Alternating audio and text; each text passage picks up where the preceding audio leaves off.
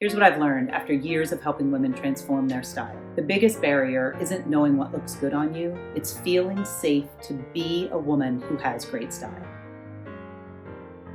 Are you ready to step into the identity of a woman who has great style? Welcome back. Today is day 5. This is Style Self-Trust, 5 Key Shifts That Will Change Everything, a 5-part series. If you haven't watched videos 1 through 4, I will link them in the description down below, and I will also put the playlist at the end of this video. So just to give you a little background, these 5 key shifts are essential in order to create style self-trust, and style self-trust is what's necessary in order to build a wardrobe you absolutely love wearing and not have any drama when it comes time to getting dressed. I take my clients inside style therapy through these 5 key shifts. And if you are interested in finding out more about working with me one-on-one, style therapy is the way we do that. It is my signature program. It is a flexible 3-month container. The very first step is to book a sales call. There is a link to do that down below. I will also mention that I am just about fully booked. And once I am fully booked, I will open up the wait list, and women on the wait list will be waiting until December or January of 2026 in order to get started. So if you're ready now, don't wait. Book your sales call today. I'll quickly go through the 4 key shifts that have already been covered. I'm not going to get into much detail. You can go back and watch those. So key shift number 1 is the style story reset. And that is vital because the thoughts and feelings that you are having about getting dressed and all things style related are what creates your style struggle. And this can be difficult to kind of imagine at first because so many of my clients tell me, I don't have any limiting beliefs. There isn't really anything that I'm thinking that's causing the problem. The problem is the problem. And yet the reality is our thoughts and our feelings create our actions and determine our outcome. So if you don't have a wardrobe you love wearing, your thoughts and your feelings are the very first place we look so that we can begin to unwind whatever is getting stuck and likely has been running in the background for a very long time. And that frees you up to be able to create a different style result. In video number 2, I talked about the noise filter. This is crucial because at no other time in history have we had so much noise. There is so much information, style and otherwise, available at our fingertips instantaneously. And on one hand, that's wonderful. And on the other hand, the volume is just too much, especially if you have trouble making decisions. So the noise filter is necessary because it helps you literally hear your own voice again. It helps you quiet all of the inputs so that you can really get clear on what matters to you when it comes to getting dressed. And in video 3, I shared the action lab. The action lab kind of looks at it both ways. Either you're taking no action or you're taking kind of random, chaotic, unhelpful action to create a style that you love. And inside style therapy, I teach you to take action. And this can be really hard for my clients initially because if they're used to taking action in a sporadic way or taking absolutely no action, which is often more the case, it's really hard to take that first step. It feels really scary and overwhelming for a whole bunch of reasons. And the Action Lab helps you learn to take small, deliberate, really intentional actions that will ultimately very quickly add up to a different result in your closet and your wardrobe. But you have to take the first step, and we have to take a step that actually matters instead of the random chaotic steps. And in the 4th video, I addressed the permission principle. So the permission principle is just that. It is your permission slip. It is giving you back your power. I help my clients understand that their opinion is the one that matters most, not their sisters, not their partners, not their coworkers, not the sales associate. They are in charge of creating their own style. Just because you always get a lot of compliments on a specific garment does not mean that it belongs in your wardrobe, especially if you don't even like it. The permission principle addresses that. It allows you to really, truly begin taking your power back and owning your choices and making decisions that you can feel confident in so that the drama of getting dressed and of style and of knowing whether you're doing it right or wrong is eliminated. Today, we are going to talk about the 5th and final principle, which is the identity blueprint. So often when my clients come to me, they know lots of information. They have tried lots of things, lots of methods, lots of strategies. They've listened to lots of tips and tricks, and yet they still don't have a wardrobe they love. They still don't have a style that really feels authentic, and it's really perplexing. They think, why am I not getting this right? There must be something wrong with me. There is nothing wrong with you. I assure you, if you are feeling like you are in this same struggle, the identity blueprint is the final missing piece to creating a style you actually love. And this key shift is not just about kind of imagining who you want to be and how you show up in the world, although that is definitely part of it. The more important piece of this key shift is that we grow your capacity to step into a new identity. You can dream and decide and have a Pinterest board and a kind of vision board and a list of the pieces you'd like to add and sort of the inspiration for how you want to dress moving forward and who you want to be and how you want to show up in the world. And yet, if we don't address where you are now and begin to literally stretch, like I think back to when I worked at a fabulous paper and party goods store, and we blew up a lot of balloons. And oftentimes, before we would blow up the balloon with the helium tank, we would stretch it to kind of grow its capacity so that it would move a little better once we were beginning to put the helium inside. Because if we didn't do that, then it was too abrupt of a change and the balloon would pop. This is the same idea around your style. If where you are right now is not stylish in your definition of what you want to look and feel like when you get dressed, and you have created this vision, you've looked ahead and kind of, you can get a glimpse of your identity in the future as this stylish woman, but you're not stretching and growing your capacity to then be able to be her, there's this popping effect where you end up right back where you started because it just feels too scary. It's too big a leap. So the idea of the identity blueprint is to help you create your vision, to really get clear on, from an inspired place, what do I want to look like when I get dressed every day? What do I want my wardrobe to feel like? What pieces do I want? What color palette am I interested in? That's all important, but that vision falls short if we don't start where you are today and begin to grow your capacity. Specifically, we need to create safety so that your brain is on board with becoming someone who is stylish.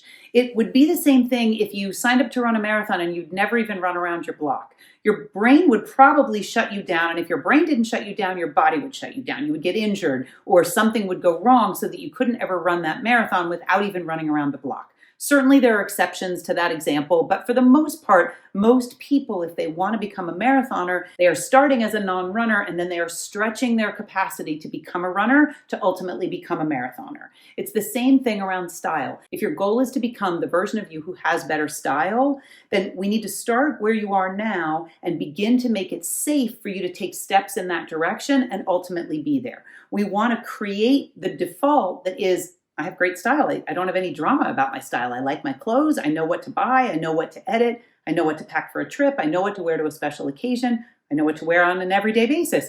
Style doesn't cause me any issues. In order to get there, we need to stretch your capacity. Inside Style Therapy, we do that with mindset work, and we also do that with actual clothing activities so that you are growing your tolerance, so to speak, for being able to be stylish. Because what happens so often is women will buy new clothing or they'll declutter and edit out their wardrobe and keep only what they love. But then when it's time to get dressed in an outfit that's more elevated than what they normally wear on default, they maybe can do it for a day or two. Sometimes they can even do it for a week or two. But if they haven't created the safety necessary and grown their capacity and their belief in themselves that they are someone who is actually stylish, it falls short. They can't keep it up. It's not sustainable. I promise you that we can create a stylish identity and we can get you there in a sustainable way. It's just so often it's sort of like, well, now I'm going to eat healthy, or now I'm going to exercise every day. If we don't allow our brain to get on board and create some safety in order to make that our new reality, we fall short. We don't get there. We feel like failures then because now we're right back where we started. Well, I bought all these great clothes, but I'm still wearing the things that I don't really love, that are kind of really worn in, and the lazy go-tos, as I call them. There's nothing wrong with you, and nothing has gone wrong, with the exception of we haven't stretched the balloon. We haven't taken it one step at a time to begin to increase your capacity and increase your belief that you actually do have great style, so that that new identity actually feels comfortable when you get there.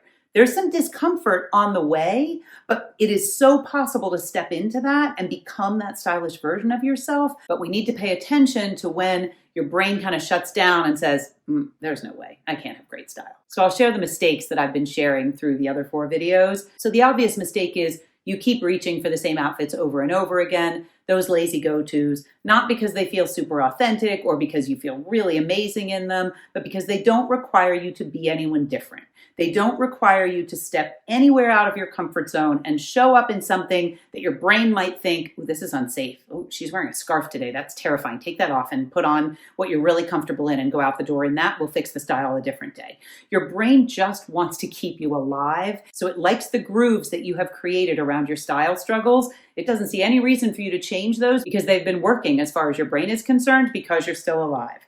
So that obvious mistake is I'm just going to keep wearing these things on repeat because they don't make me stretch. And if I start to try to stretch and wear the scarf, I feel really uncomfortable, so I drop back down into the lazy go-tos. And the more hidden mistake, as I mentioned, is you revert back. You might be ready to step into something different. You know you want to elevate your style. You've done the research. You kind of even have an inkling of what you want that style to be, but you haven't created the internal safety to begin making the shifts that will actually stick. So when you try something new and it brings up some discomfort, you have some feelings that you maybe aren't ready to feel or would prefer not to feel because they're uncomfortable, you immediately resort back to the pieces that feel the most comfortable, and you often scold yourself and make yourself wrong for not being able to just jump from the lazy go-tos to the elevated, updated, up-leveled version of you who is stylish all the time. And the deeper mistake here, I see this a lot with my clients, is that you believe that you have to become someone entirely different in order to have great style. Instead of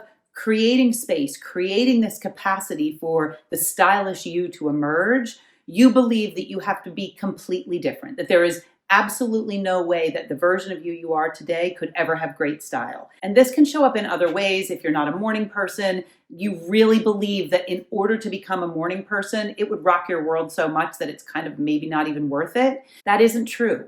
I think if you imagine any area where you kind of thought the same way, that, oh my gosh, this is going to be way almost insurmountable. Like I would have to just completely be a different person on a cellular level in order to behave differently. But then you do it. Whatever that is, you recognize and you do have evidence that, oh, I can become a morning person. The first week or two, it was horrible and I didn't like it at all. But now I get up happily at 5:30 or whatever the case is. Same with eating healthy, same with exercising, same with anything, same with living in the country versus the city. It's the discomfort in the beginning that we avoid. And so we shut the whole project down before we actually do the work to create the capacity, to create the safety, to step into the identity of the version of us who has great style. And the perfectionism tie-in here is one I don't think I've mentioned in this series. I have mentioned it on other videos. This has happened a lot in my life in lots of different areas, and it is all or nothing thinking. The idea here around a new stylish identity for yourself is that it has to happen all at once. That it is literally a big reveal, the curtains part, and here I am, the makeover has occurred, ta-da, it's all or nothing. And that isn't actually the way we create change, and it definitely isn't the way we create a lasting new identity. And the reason that that can't work is because our nervous systems can't take that big a shift. That big a jump is terrifying. So we need to create this safety that, oh, that actually wasn't as bad as I thought. I could try wearing a scarf again tomorrow. That actually wasn't as bad as I thought. Having a more limited color palette really is making it easier to get dressed. We need to grow that capacity for doing it a new way. We don't think we do. We don't want to. I totally understand that. You want to be able to go from where you are now to being stylish and have it be done.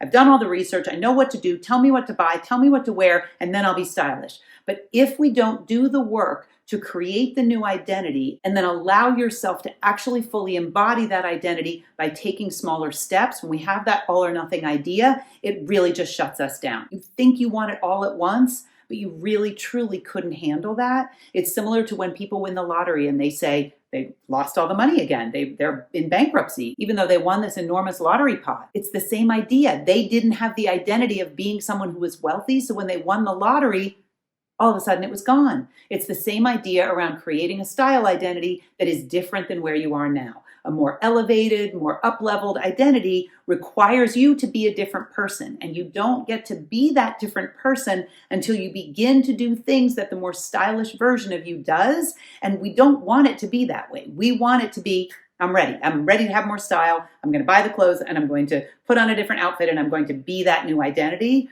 But we need to allow our brains and our bodies to get on board. We need our nervous system to feel safe getting dressed as someone different than we've likely been getting dressed as for the last decades. If you've been struggling with your style for a while, you probably have an example in your own life where you were all in. Okay, it's time. I am going to, whether it's a new season, whether it's a certain travel situation, I'm going to change the way I get dressed. I'm going to look different and feel different when I get dressed. And you go all in, and then there's overwhelm. And then that overwhelm creates some frustration. And then You kind of scrap the whole thing, whether you stuff everything back in your closet, whether you end up taking the lazy go-tos on vacation, and then you feel like a failure. And it perpetuates this idea that you can't have great style, but that simply isn't true. We just need to get your brain and your body on board so that the version of you want to be, who's going to dress like all of those incredible inspiration photos, can actually show up and feel safe enough to get dressed in a more elevated option. When you create your identity blueprint, you're not just choosing clothes, you're choosing who you get to be. You're creating internal safety around showing up as the stylish, confident woman that you are. You might not be able to see that version of you yet, but I can. And I know from all the clients I have worked with that it is so possible to actually own that identity and step into that fully, but it doesn't happen without the stretching of the balloon or the growing of your capacity to be able to step into it confidently because you've gotten your brain and body on board. Your capacity for having great style expands because you have made it safe. You have not tried to do it in a once and done. Okay, today I'm going to overhaul everything and now tomorrow I'm going to dress like a new person. That's not how change works. It doesn't mean it has to take a long time. My clients get results quickly. The container that we work together in is only 3 months, and yet they see shifts and results quickly because the process I take them through inside Style Therapy actually addresses all of these key shifts. Once you create your identity blueprint and you have stepped into that space, getting dressed becomes an act of self-trust, not self-doubt. And this is exactly what we do inside Style Therapy. We don't just change your relationship with your wardrobe, we change your relationship with being stylish. Because so often women come to me and they want to have better style. They want to elevate their style. They want to look more stylish. And yet it's not until we begin working together and growing their capacity that they can actually step into that new identity. We create your identity blueprint, and we also create internal safety so that showing up confidently and authentically in your elevated style doesn't feel scary. It feels completely natural. If you're ready to have my help implementing these 5 key shifts so that you can have style self-trust and get dressed with ease, I want you to know that I am almost fully booked for Style Therapy. Once I am fully booked, I will open up the wait list. Women on the wait list will not be able to come inside the program until December or the beginning of January. I do not want you to have to keep waiting. If you are ready to do this work, you will see results so quickly. It is not as difficult as you have likely been making it. I promise you that. You don't need more information. You need a coach who can help you see where you're spinning your wheels, where you're stuck, where you're winning, where you actually are doing it right, because so often my clients feel like nothing is going right, and yet they're having incredible wins every single time they get dressed. They just don't see them because all their brain is offering is, you're doing it wrong, you have no style, you'll never get this right, it's way too late, you should have this figured out by now. I promise that's not the case. Join me inside Style Therapy. I have a few spots left. The first step is a sales call. There is a link down below to book yours. Let's work together to create the safety and the systems to allow you to create the style results you really crave. I know that you can sometimes feel a little disheartened when you have tried all the things and you think, well, why would I want to try one more thing? Style Therapy is different. I will help you get the style results that you want. I understand how to do this work. I understand that it is not about the clothes. It is about all the other things. The clothing is the fun part. We just need to get there by going through these 5 key shifts so that you can just have a wardrobe that works for you so that you can get dressed and get on with your life. Thank you so much for being here and for watching this 5-part series. I had a lot of fun creating it. I hope that it was helpful for you. And if you're ready to take the next step and actually work one-on-one with me inside Style Therapy, as I said, I'm almost fully booked. There is a link down below to book your sales call. Let's do this. I hope you have a really beautiful day, and I'll be back on Friday with a new video.